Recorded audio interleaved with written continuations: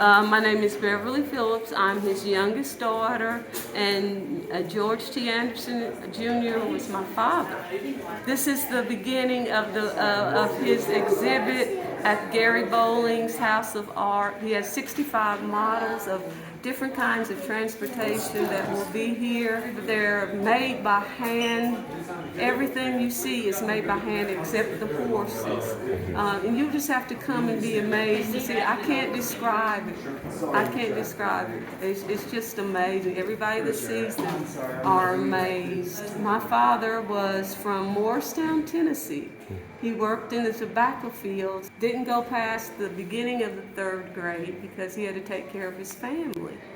And then he moved to Bluefield, where his first job was taking up trolley ties on the street. And then he went to work in the coal mines. When the coal mines closed, he knew he had to have a trade. So he taught himself a little bit of carpentry. And boy, did that take off from there. He also was a master gardener. He kept his family fed because he was raised during the Depression, and he believed that as long as he had a place, that his family would never go hungry.